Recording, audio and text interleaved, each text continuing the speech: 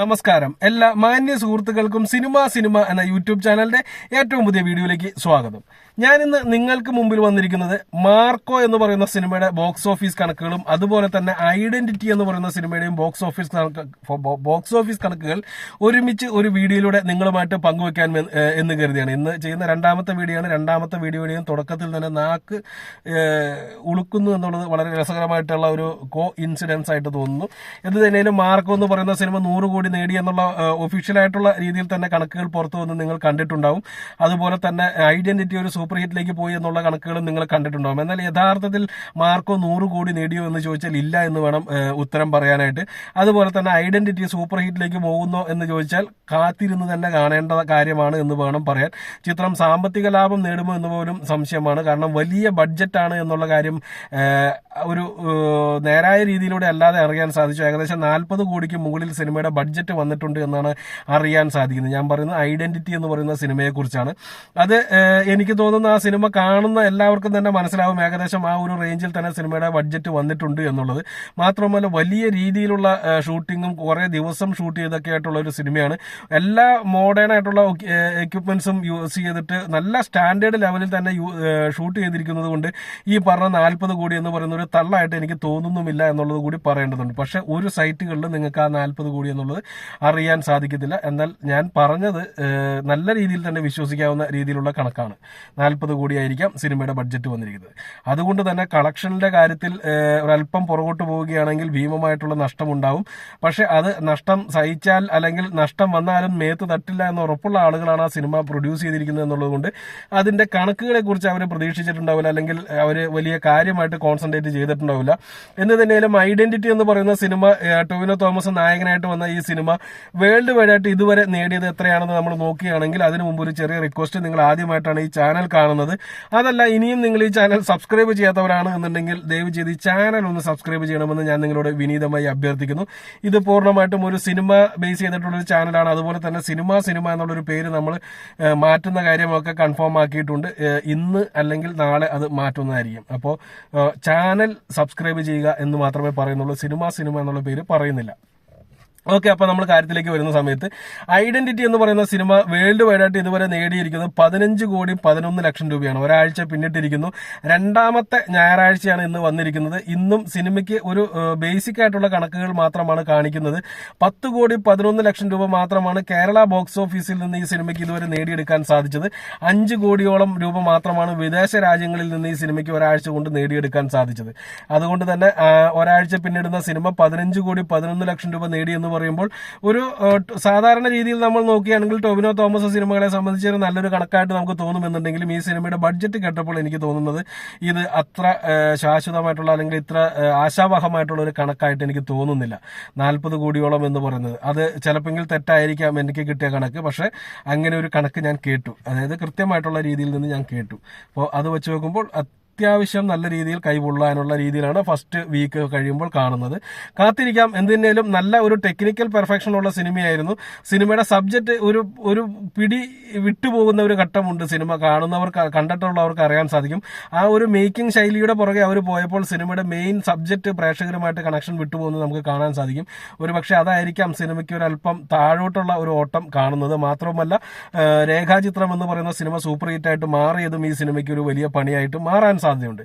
എന്ത് തന്നെയായാലും സിനിമ ഇപ്പോഴും സ്റ്റഡി കളക്ഷനുമായിട്ട് മുന്നേറുന്നുണ്ട്. അതുകൊണ്ട് തന്നെ ഈ 15 കോടി എന്ന് പറയുന്നത് ഫൈനൽ കളക്ഷനായിട്ട് കൂട്ടേണ്ട, നല്ല രീതിയിൽ തന്നെ ഇനിയും കളക്ഷൻ വരാനുള്ള സാധ്യതകളൊക്കെ കാണുന്നുണ്ട്. അതുകൊണ്ട് കാത്തിരിക്കാം പടം വിജയിക്കുന്നതിന് വേണ്ടി. അടുത്ത് നമ്മൾ മാർക്കോ എന്ന് പറയുന്ന സിനിമയുടെ കളക്ഷനെ കുറിച്ചാണ് പറയാൻ പോകുന്നത്. മാർക്കോ എന്ന് പറയുന്ന സിനിമ കേരളത്തിന് അപ്പുറമായിട്ട് ഹിന്ദിയിലും വലിയ രീതിയിലുള്ള കളക്ഷനുമായിട്ട് മുന്നേറുന്നു എന്നുള്ളൊരു കാര്യം നിങ്ങൾക്ക് എല്ലാവർക്കും അറിയാവുന്നതാണ്. ഏകദേശം 10 ദിവസത്തോളമായിട്ട് കേരള ബോക്സ് ഓഫീസിൽ നിന്ന് കിട്ടുന്നതിനേക്കാൾ കൂടിയ തുകയാണ് മാർക്കോ എന്ന് പറയുന്ന സിനിമയ്ക്ക് ഹിന്ദിയിൽ നിന്ന് കിട്ടിക്കൊണ്ടിരിക്കുന്നത്. ഏറ്റവും അവസാനത്തെ ദിവസമായിട്ടുള്ള 23ാമത്തെ ദിവസം, അതായത് ഇന്നലത്തെ ദിവസം കണക്ക് നോക്കുകയാണെന്നുണ്ടെങ്കിൽ മലയാളത്തിൽ മാത്രം ഈ സിനിമ നേടിയത് 23 ലക്ഷം, ഒരു മിനിറ്റ്, 23 ലക്ഷം രൂപ മാത്രമാണ് ഇന്നലത്തെ ദിവസം ഈ സിനിമയ്ക്ക് നേടിയെടുക്കാൻ സാധിച്ചു. 23ാമത്തെ ദിവസം 23 ലക്ഷം രൂപ മാത്രം ഹിന്ദിയിൽ നിന്ന് നേടിയെടുത്ത സിനിമ, മലയാളത്തിൽ നിന്ന് മാത്രം നേടിയെടുത്ത സിനിമ ഹിന്ദിയിൽ നിന്ന് നേടിയെടുത്തത് ഏകദേശം അതിന്റെ ഡബിൾ വരുന്ന കണക്കാണ്. 42 ലക്ഷം രൂപയാണ് 23ാം ദിവസം ഹിന്ദിയിൽ നിന്ന് മാത്രമായിട്ട് ഈ ചിത്രത്തിന് നേടിയെടുക്കാൻ സാധിച്ചു. തെലുങ്കിലേക്ക് വരുമ്പോൾ 10 ലക്ഷം രൂപ നേടിയെടുക്കാൻ സിനിമയ്ക്ക് സാധിച്ചിട്ടുണ്ട്.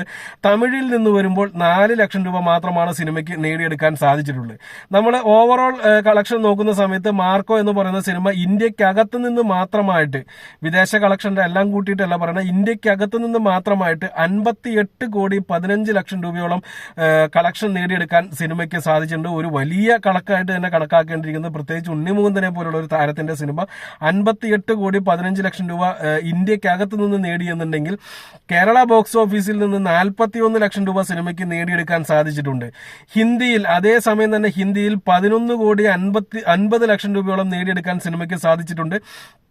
നമ്മൾ സിനിമയുടെ റിലീസിന്റെ അന്ന് തന്നെ നമ്മൾ സംസാരിച്ചപ്പോൾ പറഞ്ഞാണ് 10 കോടിയോളം കളക്ഷൻ നേടാനുള്ള ഒരു ചാൻസ് ഈ സിനിമ കാണുന്നുണ്ട്. മാത്രമല്ല ഹിന്ദിയിൽ കയറുകയാണ് എന്നുണ്ടെങ്കിൽ അത് വലിയ കാര്യമായിരിക്കും എന്നും കൂടി പറഞ്ഞു. ഇന്ന് വരെ ഒരു മലയാള സിനിമയും 1 കോടി രൂപ, മലയാളം ഡബിംഗ് സിനിമയും ഹിന്ദിയിൽ നിന്ന് 1 കോടി രൂപ തികച്ച കളക്ഷൻ കിട്ടിയിട്ടില്ല എന്നുള്ള കാര്യം അറിയുമ്പോഴാണ് ഈ ഒരു 11.5 കോടി രൂപയുടെ മാർക്കറ്റ് വാല്യൂ അല്ലെങ്കിൽ അതിന്റെ ഒരു വില നമ്മൾ കൃത്യമായിട്ട് അറിയുന്നത്. തെലുങ്കിലേക്ക് വരുമ്പോൾ 4.5 കോടി രൂപ കളക്ഷൻ നേടിയെടുക്കാൻ ഈ സിനിമയ്ക്ക് ഇതിനോടകം സാധിച്ചിട്ടുണ്ട്. തമിഴിൽ 1 കോടി 35 ലക്ഷം രൂപ കളക്ഷൻ നേടിയെടുക്കാനും സാധിച്ചിട്ടുണ്ട്. ഇതിനകത്ത് ഏറ്റവും നോക്കേണ്ടത്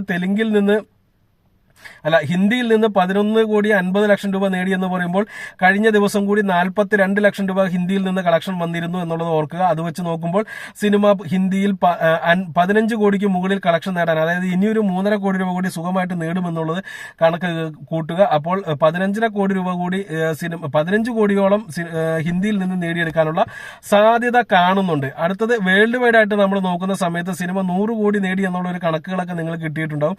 എന്നാൽ ട്രാക്കർമാർക്ക് ലഭിച്ച കണക്കുകൾ പ്രകാരം, എല്ലാം വിശ്വസനീയമായിട്ടുള്ള മേഖലകളിൽ നിന്ന് കിട്ടുന്ന കണക്ക് പ്രകാരം സിനിമ 98 കോടി രൂപ പിന്നിട്ടു എന്നുള്ളതാണ് അറിയാൻ സാധിക്കുന്നത്. ഇപ്പൊ 98 കോടി രൂപയും 100 കോടിയും തമ്മിൽ വലിയ മാറ്റമൊന്നുമില്ല. എന്തെങ്കിലും ട്രാക്കർമാർക്ക് 98 കോടി രൂപ എന്നുള്ള കണക്ക് കിട്ടിയിട്ടുണ്ട് എന്നുണ്ടെങ്കിൽ ഒഫീഷ്യലായിട്ട് സിനിമ 100 കോടി നേടി എന്ന് പറയാനായിട്ട് പ്രൊഡ്യൂസേഴ്സിന് സാധിക്കും. കാരണം എന്താണെന്ന് വെച്ചാൽ എന്ത് തന്നെയായാലും പ്രൊഡ്യൂസർമാർക്ക് കിട്ടുന്ന കണക്ക് തന്നെയായിരിക്കും ഒറിജിനൽ കണക്ക്. അത്രയും പെർഫെക്റ്റ് ആയിട്ട് ട്രാക്കർമാർക്ക് കിട്ടില്ല എന്നുള്ളത് നിങ്ങൾക്ക് അറിയാം.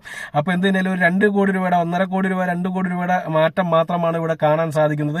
അത് വെച്ച് നോക്കുന്ന സമയത്ത് സിനിമ 100 കോടി നേടി എന്നുള്ളത് ഒരു പൂർണ്ണമായിട്ടും വിശ്വസിക്കാവുന്ന ഒരു കണക്കായിട്ട് തന്നെ തോന്നുന്നു. മാത്രവുമല്ല ഈ 98.5 കോടി രൂപയോളം ട്രാക്കർമാർക്ക് കിട്ടിയെന്ന് പറയുന്നതും സത്യസന്ധമായിട്ടുള്ള ഒരു കണക്കായിരിക്കും. എങ്ങനെ നോക്കിയാലും മാർക്കോ എന്ന് പറയുന്ന സിനിമ 100 കോടി നേടിയിരിക്കുന്നു. സിനിമയുടെ ബഡ്ജറ്റ് വെച്ച് നോക്കുന്ന സമയത്ത് അതിന്റെ 3 ഇരട്ടിയിലധികം കളക്ഷൻ നേടിയിരിക്കുന്നു.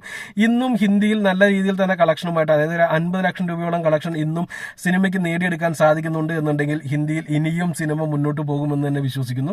എന്തായിരിക്കും നിങ്ങളുടെ അഭിപ്രായങ്ങൾ എന്നുള്ളത് താഴെ രേഖപ്പെടുത്തുക. സിനിമ ഇനിയും കാണാത്ത നിരവധി ആളുകളുണ്ട് എന്നുള്ളത് എനിക്കറിയാം. ചിലർക്ക് പ്രായപൂർത്തി ആവാത്തത് കൊണ്ടായിരിക്കാം, ചിലർക്ക് അതിനോട് ഭയമായിരുന്നത് കൊണ്ടായിരിക്കാം. എന്തിനേലും കണ്ടവർ തീർച്ചയായിട്ടും അഭിപ്രായം പറയുക. കാണാത്തവർ എന്തുകൊണ്ട് കാണുന്നില്ല എന്നുള്ളതും കൂടി അഭിപ്രായത്തിൽ രേഖപ്പെടുത്താൻ ശ്രമിക്കുക. നന്ദി, നമസ്കാരം. നിങ്ങളുടെ ഓരോരുത്തരുടെയും കമന്റുകൾ താഴെ പ്രതീക്ഷിക്കുന്നു.